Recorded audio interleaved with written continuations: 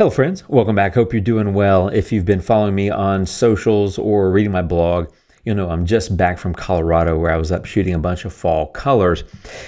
Just home, I'm literally turning around and heading back out of town on a trip, but I wanted to squeeze in a quick video about those fall colors and how to get the most out of them in Luminar Neo. I've got 3 really cool, useful tricks for you to get that perfect look in your fall colors. Let's jump into it. This is an image I shot outside of Telluride just literally a few days ago. That's before and that's current state. As you can see, I used Develop Raw, Super Contrast, and then I erased a couple of things. And so what I want to do, as I said, is really amp up these colors, but there's a different way that I do it. There's a couple of things that I do that may defy what you think. When you have these nice warm colors, you might think, I'm going to warm them up. And we are, but we're going to do it in a different way. Now, the first thing I want to do is just add a linear gradient. So I want to add a little bit of structure to that foreground. So let me do that and drag that. And you will notice that also brightens the foreground a little bit, which, is fine. I think that helps. But when I do that, I often will go back, get a mask and a linear gradient. And I'm going to come down here at the very bottom, just a tiny bit down here. And I'm going to slightly darken that. And that's because I don't want too much visual time for my viewer to be spent following the road. Now, I want the road to be visible, right, before and after, but I'm just kind of framing it a little bit more because I want them to jump kind of into like straight here and kind of follow the road and the curve and the color. So a little bit of work there. So speaking of color, this is the first thing I want to talk about, and that is I want those warm colors to really pop. So when I hear that, and when you hear that, you may think, oh, great, I know what to do. Let's go into golden hour and start dragging that to the right. And wow, that really pops those warm colors. But it also brings up a lot of other stuff, as you can see. It's too much color. It's too warm. Now, I do have it at a high number. You can do lower. The thing is, it's not selective enough for me. So I'm going to undo that, and I'll just go to edits and just delete it so that we know that it's gone. And you also may think, well, I'll go into toning, because toning separates highlights and shadows, right? So you have a little bit more control. And so you might think, well, let me just drag the warmth. Remember, the hue slider determines the color that you're adding. So if you start dragging the saturation for the highlights get warmer. That doesn't really help, because what I want to do is I want the warm colors to pop, but I want to create some color separation. So highlights not working. And you might think shadows, because, hey, this is kind of darker over here. Maybe I want to amp up some of those colors. But no, it doesn't really work. So I'm going to close that, and just for clarity purposes, make sure it's deleted. And all I've got here are Develop Raw, Super Contrast, the structure that I did with the linear gradient, and the minor linear gradient to darken the very bottom of that road. So here's the tools I like to use, not structure. I'm going to start with color harmony. Now, I'm going to do this a little differently than you might think, because you might think, oh, let's do some brilliance. Don't want to do that. I do actually want to take the warmth left, and that's perhaps not what you're thinking, because it's cooling off stuff, but that's going to give me a little bit more to work with, because it's going to help me with the sky, and it helps me with those greens. And even though the greens are not the color that I'm popping, the difference between how the greens look and the other colors look is huge, and so that helps a little bit. Now, speaking of a huge color difference, color contrast is incredibly powerful, and I love to use it. And what you do is you just drag this slider, and it creates contrast between whatever hue or color you've picked down here and the opposite color. So I've picked that red. You can adjust it. Every photo is going to be different, of course. But in creating contrast, what I'm doing is it's going to brighten the color I've selected and darken the opposite one, right? So that's an extreme example, but you can see the blues, the greens are getting darker, and the yellows and oranges and reds are getting brighter. Now I'm going to go all the way to red, and I'm going to do just a little bit in color contrast, but if you look at the before and after, it's really helping to pop those colors without making everything else kind of go over the top. So I think that's a great tool to use, but I'm not done. I also want to go down here to color balance. And again, you might think, ooh, split color warmth, let me warm up the warm colors.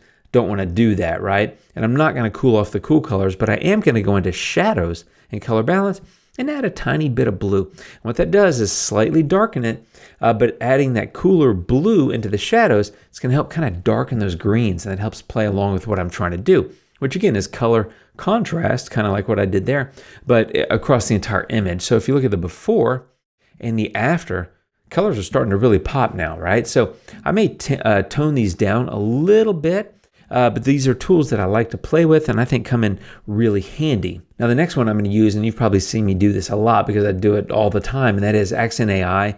But again, it's controlling it with a mask that makes all the difference. So I'm going to get a radial gradient, and I'm just going to pop that kind of in the center of the photo. And all I want to do is just give that a little oomph. So, maybe 25, 30, something like that. Just giving a little bit of extra kick to the center of that photo. And that's really the focus of the photo. Like my eye starts on that road and kind of wanders, and it's picking up all this color and it's leading over here to this light and shadow play on the mountain. So before and after, I think the Accent AI there contained in that radial gradient helps really kind of control that eye. So that's tip number 2. And tip number 3, and you've seen me do this before, is going into color and specifically into HSL. Now I'm going to do this a little bit differently than I've done in the past. In the past, what I've often done in hue is take everything kind of to the left that's already a warm tone. So that'd be red, orange, yellow, and green. And that would make the fall colors look even more fall-like. Because if you take the green left, it gets yellow. If you take the yellow left, it gets orange, right? If you take the orange left, it gets red. And if you take the red left, you go kind of crazy. I don't want to do that, but what I do want to do is actually play with the yellow, but I'm going to do it a little bit differently. Because there's a lot of yellow here, and I've already got a lot of orange and red, I'm actually going to take the hue on the yellow, and I'm going to go positive, about 30. So that actually makes the yellow kind of more green. So if you look at the before and the after, I'm taking away some of the yellow, and that's because I already have so many pockets of orange and red and yellow to work with that I'm actually taking the hue the opposite way. So again, every photo is different, but this is something that may work if you have an image like this where you have really a broad spectrum of color across the image. Now I'm going to go into saturation, and this is something I'm going to do very minor, like a 2 on orange, maybe a 2 on yellow, but I'm also going to slightly saturate the green, give that maybe a 4. So before and after, you can kind of see that color contrast kind of building. And the last part of this is luminance, because that's a huge component of this. And what I want to do is I'm going to brighten up those reds. So I'm going to do that I'm looking at my notes here, 7 or 8. Oranges, I go quite a bit more. I do about a 19 or 20. And yellow, I'm going to lift as well, maybe a 15. But the greens are going to go down. They're going to do like a -5. So again, what I'm doing is brightening those warm colors to make them pop, stand out more, darkening the greens, basically, which is the darker color. And that complements what I did in color balance and color harmony, which is when I added blue to the shadows. That was adding more deep, dark richness to these greens. So putting those two together is giving me a nice color mix, if you will, a nice color balance, right, overall. So before and after, really those colors are popping. I mean, I love it. And this was gorgeous. If you look at the original, obviously it's darker, but you can see all this colors there. So I'm not really faking it necessarily.